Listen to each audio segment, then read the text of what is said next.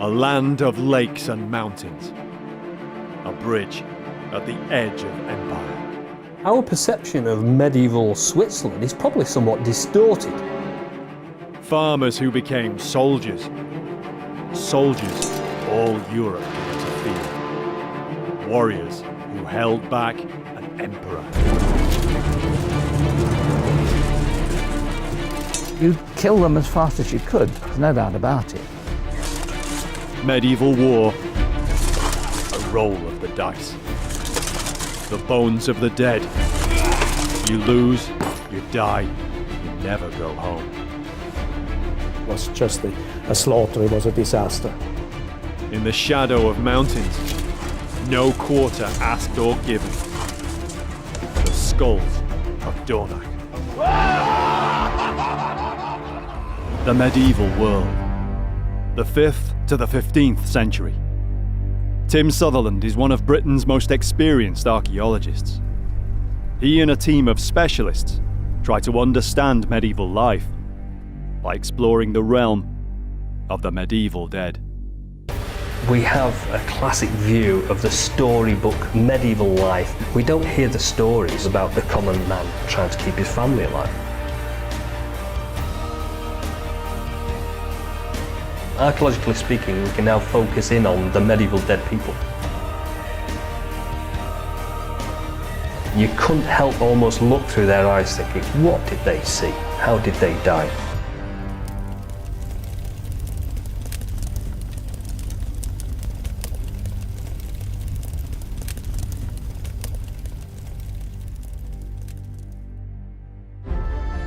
The story of Dornach and its great battle is the story of Dornach and its skulls.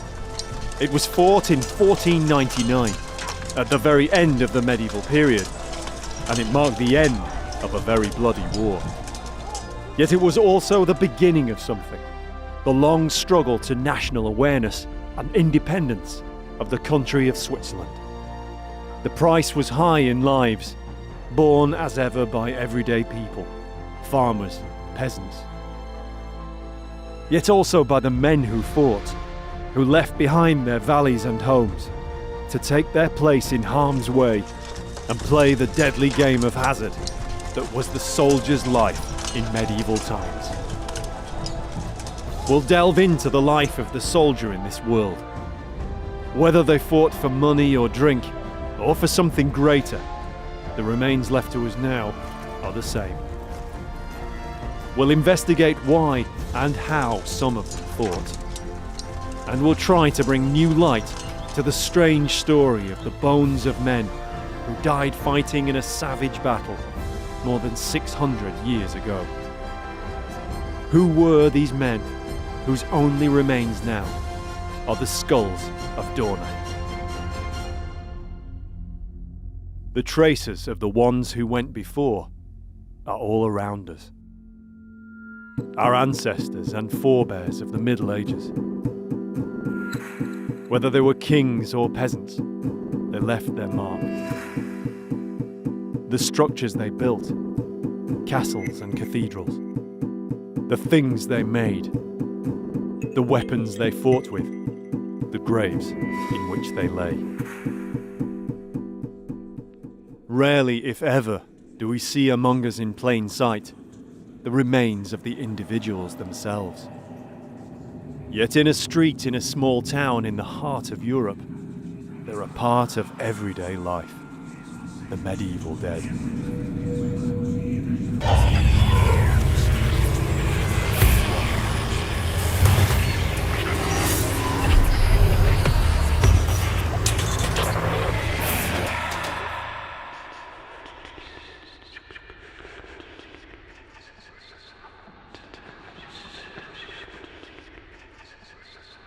More than 40 human skulls, believed to be some of the dead from the Battle of Dornach. Many of them bear trauma, evidence of weapon injuries. Some, perhaps, causes of death. In itself, it's an arresting sight. As a monument to a medieval battle, it's perhaps unique. Switzerland, a small, landlocked country with a population of just 8 million people. Most of them centred on a plateau bordered by the natural frontiers of the Alps and the Jura. Its larger cities, Geneva and Zurich, are among the most important financial centres in the world. The country itself, one of the most developed. It's the home of the International Red Cross and has a long history of armed neutrality. It hasn't been at war since 1815 and the time of Napoleon. It's still known officially as the Swiss Confederation, a title which originated in the Middle Ages. It wasn't one nation called Switzerland as we know it today. It was a league, an alliance of small territories known as cantons. At the time of Dornach, there were 8. Today, there are 26. Our knowledge of the region is usually hazy when compared with France or Britain or Germany in the Middle Ages. It's got the castles, it's got the big lakes, it's got really beautiful scenery. And people think they probably know more about it than they actually do. And it's only when you get down to the details you realise that it's a place that was quite important in the medieval period. Our perception of medieval Switzerland is probably somewhat distorted, and we don't really know much about it, or I certainly don't anyway. In the great scheme of things, it's quite a small region. It's a mountainous region, but even so, geographically, it's a very small area. And for some reason, in the later medieval period, it becomes incredibly important, and that's an anomaly we'd like to investigate. Towards the end of the 15th and the beginning of the 16th centuries, the people of this small region had a disproportionate influence on many important events and battles of Central Europe. There was a strength in their character, a belief in the way they were bound together in the face of adversity. You have an echo of this in the Swiss now. I think the Swiss, like the English, owe a lot of their general character to geography. In England, we live in an island, and we've been able to fight off most invaders because we live on an island. And so do the Swiss.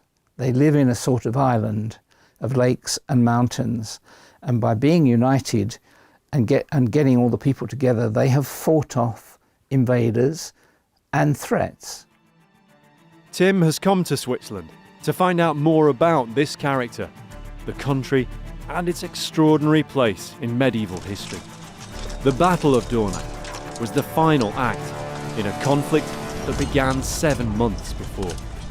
It was called in Germany Der Schweizerkrieg, the Swiss War. Now it's more commonly known as Der Schwabenkrieg, the Swabian War. It was fought between the Swiss cantons and the greatest power in Europe, the Holy Roman Empire. It was called Holy Roman, but the empire was German. Swabia was an ancient region of southwestern Germany, encompassing the areas known today as Baden-Württemberg and Bavaria. It was the homeland of the original Holy Roman Emperor, Charlemagne the Great, and of several historic dynasties, among them the Hohenzollerns and the Welfs, ancestors of the Hanoverians and the British royal family. Most powerful of all were the Habsburgs, whose king, Maximilian I, ruled the empire at the very end of the 15th century. In early 1499, local disputes came about over control of trade routes through the mountain passes between Swabia and the cantons. Argument turned to skirmish, raid and counter-raid. Swabia called on the support of its Habsburg king and emperor. The smaller cantons locked arms for mutual support as the Confederacy. The inevitable outcome was war. From January to July 1499, fighting raged through the Rhine Valley to Lake Constance. But if the Habsburgs and Swabians were expecting to crush the small cantons, they were mistaken. Again and again the Confederacy took them on, saw them off.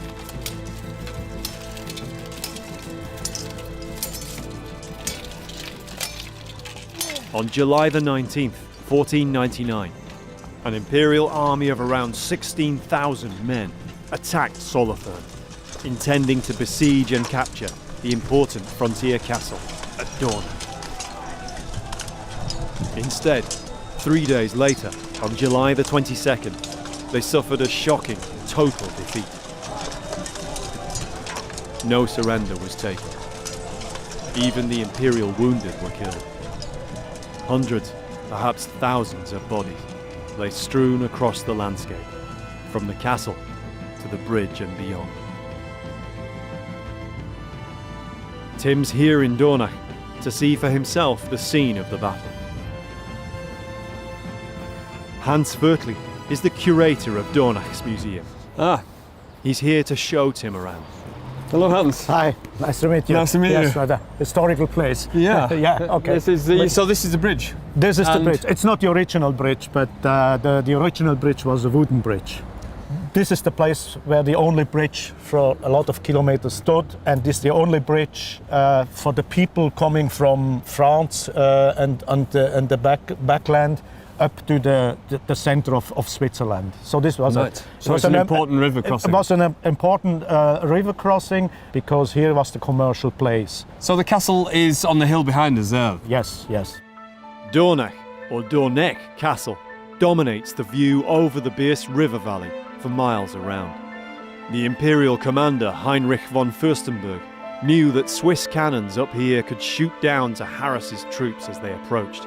Also, the bridge was a symbol of the canton of Solothurn's political autonomy. The commander of the castle was more or less the representative of the state. And here was an important meeting and commercial place with customs post. People passing with merchandise, they had to pay here. It was an official crossing for the canton of Solothurn. So it was that big, it was that important. It was important, yeah, it was important. And basically the battle was about that castle and this bridge. Exactly, it was the will of the emperor and of Heinrich von Fürstenberg to destroy that castle, which would allow the troops to go into the heart of Switzerland, across the Jura. And if you could hold this bridge, you could stop the invader coming in, stop. basically. And it was the last battle between the Empire and Swiss, but it wasn't really the end of all the struggles between the two parties. Today, Dornach is part of the suburban sprawl, a few kilometres from the busy city of Basel. In 1499, it was a much smaller town. The imperial troops crossed into the town here. Some climbed the hill to establish siege lines beneath the castle. That left many of them with time on their hands. All around here they fell to drinking or gaming in the taverns and their camp. They had no idea that they were gambling borrowed time.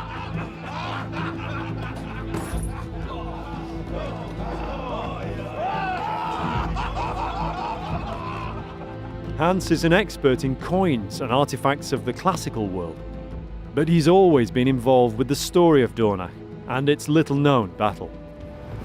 So when did you first become involved with the Dornach collection, or when did you first hear about it? Yeah, I mean, I was born here. I grew up here. But it's the strange chain of events involving the human remains from the battle, which in a way is the most compelling part of the Dornach story.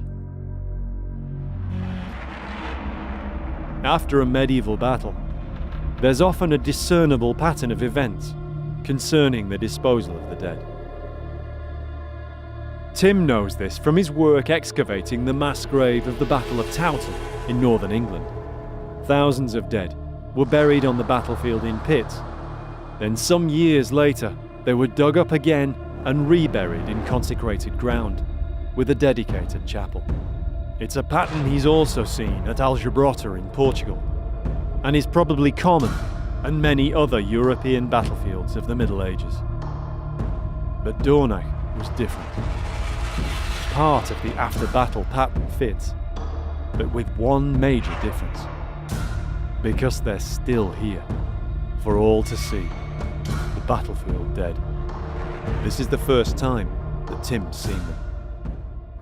So this is really interesting for me because I've heard so many stories about collections of human remains from Yes. battlefields. And usually they're put in something like a mass grave, or they're put in something like a chapel. Yes. This is really unusual because obviously it's on display. Yes, And apparently it always has been, or for quite a long time. Yes, more or less. I mean, initially they were also in a chapel. The chapel was built in the 17th century between the monastery and the street. And when they constructed the railroad line from Basel to Geneva in 1872, they just demolished the chapel in order to be able to construct the street up to the station. The 17th century chapel was somewhere here. No one knows what it looked like. Whatever was left is now beneath the road. At the end of the 19th century, at the time of the 400th Jubilee commemorations, a replacement was built. Much smaller, little more than an elaborate ossuary, but it was only for some of the bones, a fraction of what had been in the 17th century chapel. Before there was no monument, just the ossuary. Yeah.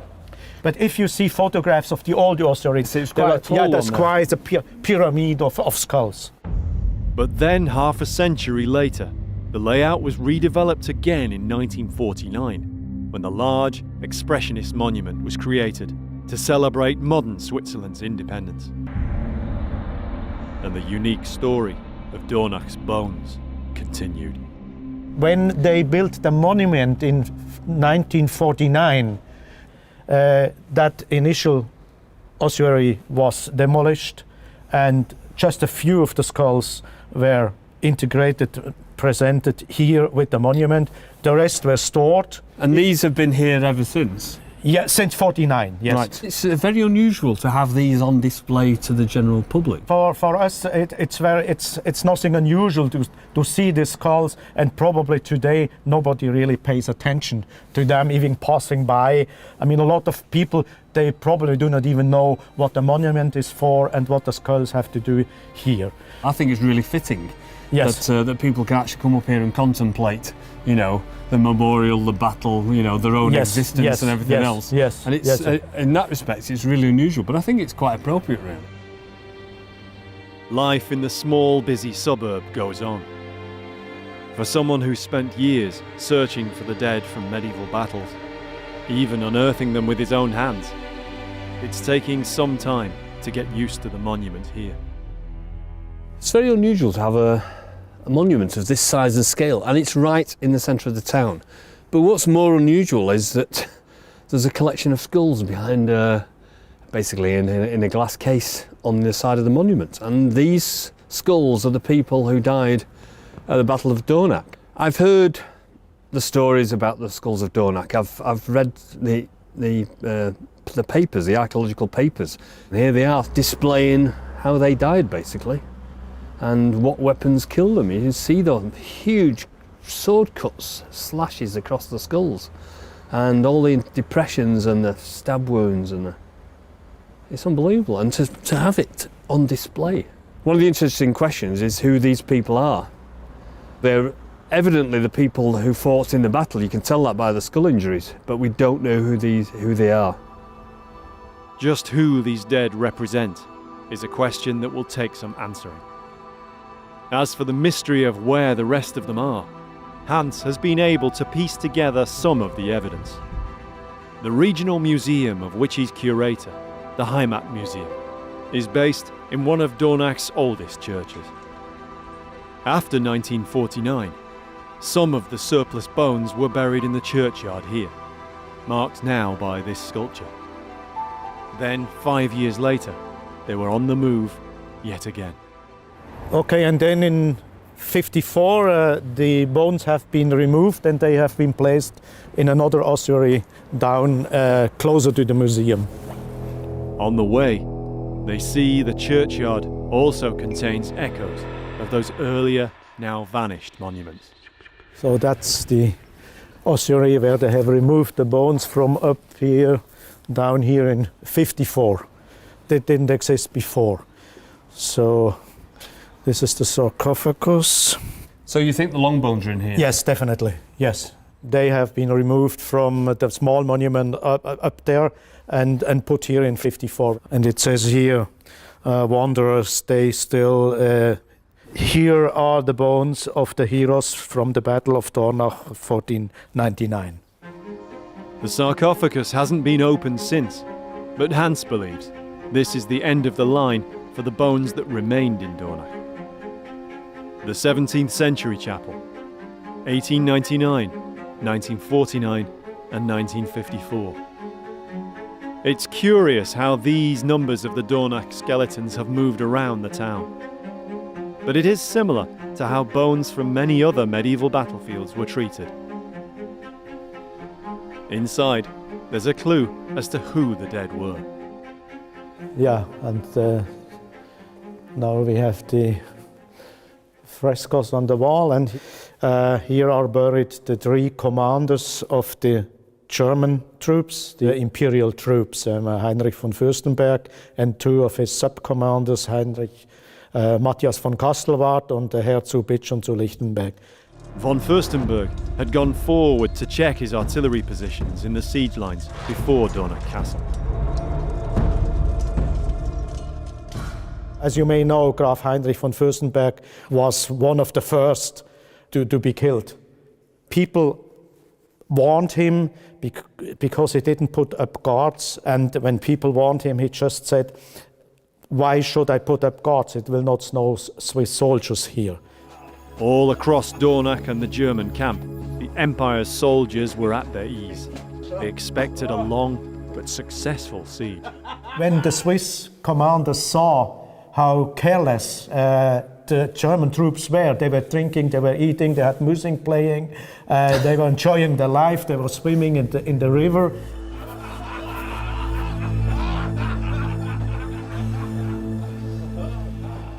So they decided to just have a fast attack. Yeah, and they took advantage of the situation. They took advantage of the situation, and Graf Heinrich von Fürstenberg was one of the first to just be killed. And that gave a completely disaster to there was no organization anymore. That the 3 highest-ranking commanders of the Imperial Army were buried here in Dornach is significant. Often in medieval battles, the bodies of nobles were reclaimed by their households for burial on home soil. They sent some monks here to ask, and the commander of the Swiss cantons left the decision up to the commander of the canton of Solothurn, and then they said, no, the knights have to stay with the peasants. And that's the reason why Heinrich von Fürstenberg and 2 of his sub-commanders are buried in the church of Dornach. Yeah. I think we've got a clue here as to who these individuals, who these group of people were. Some of the losing knights are obviously buried in this part of the church. They were initially taken off the battlefield, they were brought into consecrated ground, moved on several occasions through different ossuaries until we come to the situation today where we can see them by the side of the road on the modern memorial. They didn't allow the high status individuals to be taken away, and so that's definitely a clue as to who we're looking at. How did the crushing victory come about? Why was it so comprehensive? How was the 16,000 strong, highly equipped, highly motivated army of the most powerful empire in Europe destroyed utterly by the lowly soldiers of the Swiss cantons? Especially as the imperial army faced a Swiss force of only around 6,000 men, mostly infantry, with relatively few armoured knights on horseback. Bern was one of the larger cantons in the Swiss Confederation in 1499. Its famous bear is today used as a national symbol of the whole of modern Switzerland. The Museum of Bern houses many artifacts relating to the events of this time in the medieval period. I'm Susan Marty, I'm an art historian and responsible for the medieval collection at the museum in Bern. And now we are in our permanent exhibition, which deals with the history of Switzerland in the late 15th and early 16th century. The leaders of the cantons which came together to fight the Swabian War were realists. They knew they couldn't equal numerically the military might of the Holy Roman Empire, and its armoured cavalry and its powerful siege artillery, but they knew they could count on one thing: the solidity of their own soldiers. Swiss troops of the late 15th century were regarded even at the time as tough opponents, just as the imperial commander von Fürstenberg found out to his peril. The majority of the Swiss were peasant farmers, cowherds. Soldiering and campaigning came naturally to them. They were tough, self-reliant, bound together by loyalty to family, village, or canton. Unlike knights, they weren't used to horses, or jousting, or fighting tournaments. They wore relatively little armour, if any.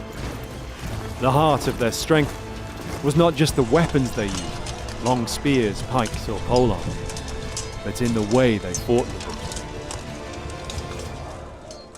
They were organized strong together in formation in a kind of square, and in the outside they had the pikemen with their long weapons, and in the inner part they had the so-called normal soldiers, and they were really trained to hold always together.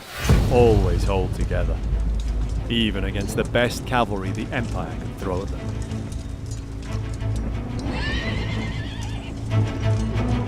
Disciplined infantry who hold their nerve, hold their position. They can defeat cavalry if they can keep cavalry at a distance. The man on foot is not at a disadvantage merely because he's on foot. He has many advantages. His greatest advantage is when he has numbers, discipline, holds his nerve, and has a weapon which can keep the horseman, whether he's an armoured horseman or not, keep him at a distance, and if possible, kill his horse. And in the harsh economics of war, Swiss infantry armed with just spears or pikes were vastly cheaper than armoured imperial knights. Even the best infantry with the best equipment for infantry are cheaper than cavalry. They don't need so much armour. In fact, they don't want so much armour because they've got to actually carry it and walk in it or fight in it rather than sitting on a horse. Their weaponry is generally simpler and cheaper, but you need the numbers and you need the discipline. Discipline, but also a cohesion, brought about by a shared culture. Small communities in a mountainous region. Jerry Embleton is a writer and artist. In a career spanning more than half a century, he's created artwork for newspapers, books and magazines, even including classic British comics like Eagle. Much of his work has been as an historical illustrator, and the medieval is one period that just hooked him. It's one of the reasons why he now lives and works in Switzerland. I've worked intensively in different periods, and I tend to, being a little bit mad, go deeply into the things I do. I was commissioned to do some medieval work. I found the subject fascinating. I moved to Switzerland, and on every street corner is a castle. There's wonderful documentation in the Swiss chronicles, which were made by the towns to record all the events. Just a lot of very inspiring sources, and a lot of arms and armour. Jerry's illustrations are renowned for their realism and historical detail. To imagine how it actually was for them, you have to step into the world of fiction. But then nearly all history is to a certain extent fiction. We have to imagine how these guys felt. And in the figure making and in my drawings, I need to know what they're wearing, what they're eating, how well they are. Because obviously you can write a list. This man is sick, he was ill all night, he's got dysentery, and he's now facing the enemy for the first time. Or he slept very well last night, He's eaten a good meal, he's with all his mates, they won a victory yesterday. You have completely different feeling. And I believe that's very important. And you can read in the contemporary accounts how a victorious army is going to win another victory, usually. And once they start, there is a momentum. Jerry believes some of this momentum in the Swiss troops was due to the tough, simple background they all shared. Growing up in a mountainous land, every day could be a matter of survival. I think the Swiss, like the English, owe a lot of their general character to geography. In England, we live in an island, and we've been able to fight off most invaders because we live on an island. And so do the Swiss. They live in a sort of island of lakes and mountains, and by being united and getting all the people together, they have fought off invaders and threats. Hardened by a mountain life, reliant on nobody but themselves and their comrades. These were the troops against whom the soldiers of the Empire found themselves pitted. Bern Museum's collection contains a number of the Dornach skulls. They arrived here in the early 20th century, after the pyramid monument was redeveloped, and the rest of the bones went into the church. Susan Marty knows from the accounts the uncompromising way the victorious Swiss did not allow the Empire to recover its dead, noble or otherwise.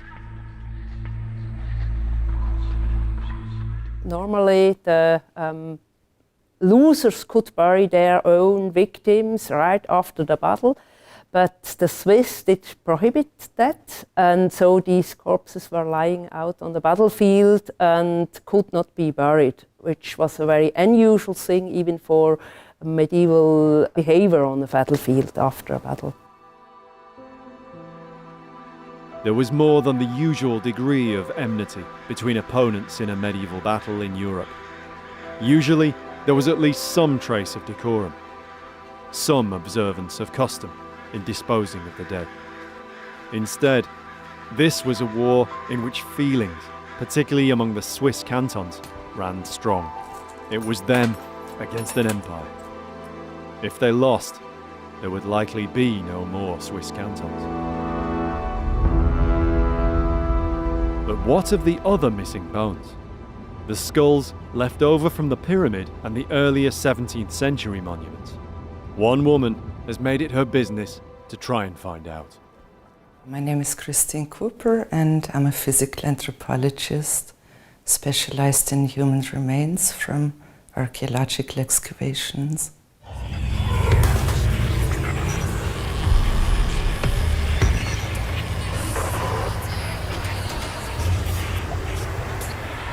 Christine became involved with the little-known story of the Dornach bones through her study of victims of later battlefields.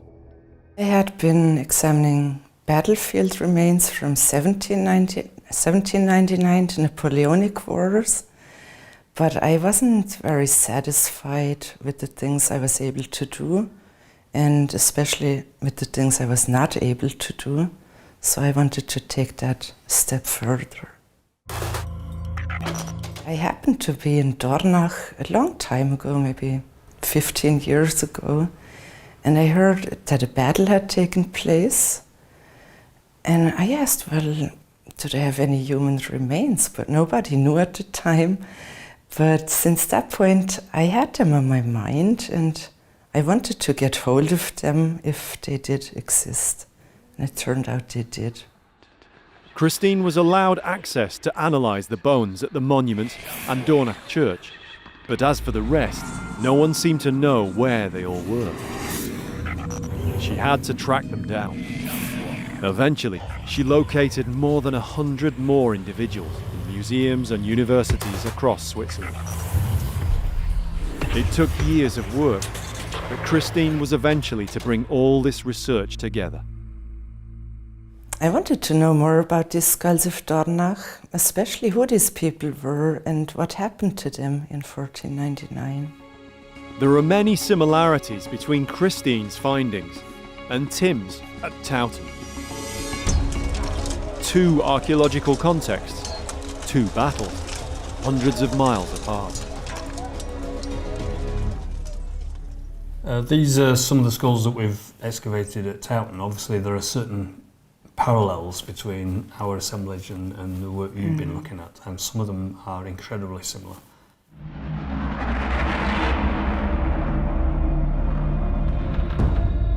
Yet the battles were fought only around 40 years apart, and many of the weapons and ways of fighting and dying were the same.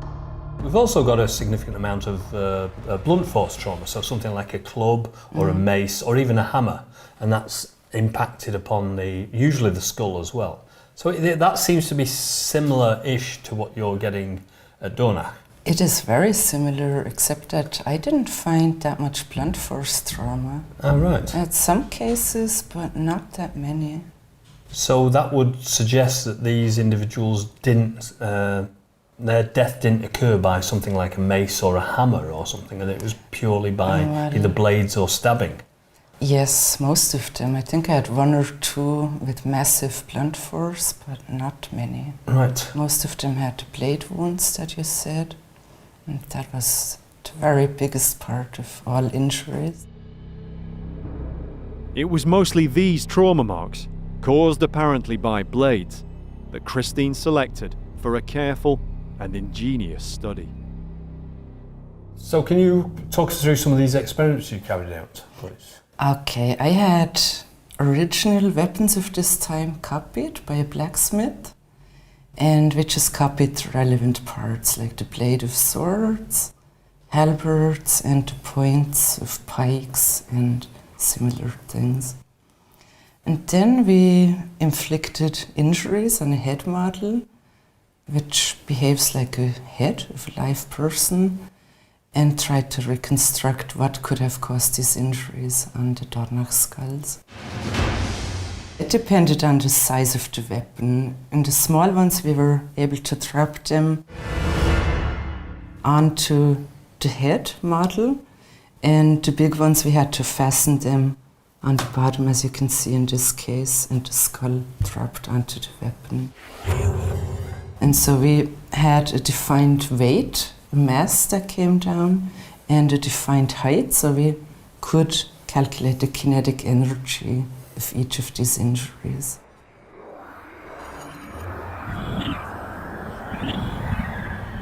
The head model that Christine created was a hollow plastic sphere filled with gelatin to represent the brain. It was covered in a layer of skin made from thin latex. The experiments were filmed at high speed. Most of the results were extremely close in resemblance to the trauma on the skulls. In most cases, it was perfect. If we look at one with a blade, you can see that it produces absolutely realistic lesions. And there goes the blade.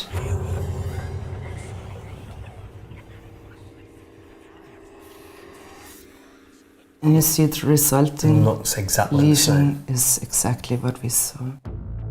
The experiments give a disturbing impression of the brutality of medieval close-quarter combat. Trauma on one skull in particular intrigued Christine. She theorized that it might have been inflicted by a particular kind of weapon, known to have been in use at the time of the Battle of Dornach. It had a wavy blade, like a flame, and so it became known as a flambard or a flammenschwert, a fire sword. I wasn't sure what might have caused those lesions, but I saw them again when I did this experiment with one of those blades. So you carried out an experiment with a blade of that type, and it produced the same injuries as it did on the skull. That's exactly fantastic. The same. So if we can see that here then. There it Oh comes. yeah, I can. Yes, I see what you mean. That's very distinctive. I've never seen anything like that before. Yeah. I saw them only on one skull, So I don't think they were used very commonly. That must in be this very fashion. rare. Yes.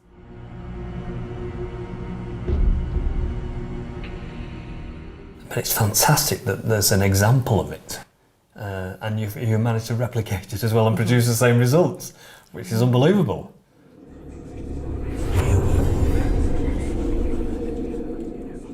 I think that's great. And that's exactly what you saw in the injury. Mm-hmm. If it was too deep, you'd never see that double indentation, would you? So I presume it's under ideal circumstances, or it's just shallow enough to show the double depression and the double cut. So it's unbelievable that there really is evidence for that. I'm really impressed with that, so that's fantastic. Flammenschwerts are often depicted in images from the period, but they were thought to be used just for display or parade. I was told it's more like a weapon to represent, but not to actually use, because it's just too big and too cumbersome. Well, it seems like they used it anyway, sometimes.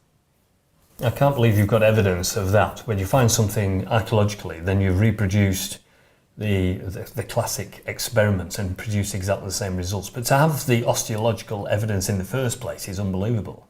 And it must be incredibly rare. It was fascinating. I mean, every time when I saw one of these lesions appear that looked realistic, it was exciting because I knew I had found something more to help explain all this stuff. Of all the blade trauma on the skulls, however, only a few of the injuries were likely to have been fatal blows. Without the rest of the skeletons, it's impossible to know exactly how these men died. But one thing's for certain, their last moments were bloody, brutal, and perhaps frenzied. The petrifying last instants of men on the losing side who knew surrender was impossible. These were the individuals, the men behind the anonymous masks left to us now, the skulls of Dornach. Imperial soldiers, Germans, perhaps even Swiss, from cantons not yet part of the Confederation. United in one respect, they were the losers of a battle, left unburied by the victors, and displayed for centuries ever after. At the time, perhaps, it was a warning to others who might try to follow in their footsteps. This was the very early dawning of the national identity, the independence of the region, which would one day become Switzerland. To us now, like all war memorials, it's a reminder of what havoc mankind is capable of wreaking, in war medieval or otherwise. Dornach Castle, on the heights overlooking the battlefield. Yeah, so here you can see the whole battlefield, and From here, the defenders would have seen the Imperial troops utterly routed by the Swiss. So too would they have seen the bodies of the defeated soldiers, left in their many hundreds, exposed to the elements for months, years after the battle. It's difficult not to think about the individuals that get caught up in a battle such as this. We've seen how graphically some of them were killed. We've got extensive skull trauma. The victors obviously disperse, and the victims, they're left behind. Everybody else will go back to their homes, but for these people, they will be forever associated with the Battle of Dornach.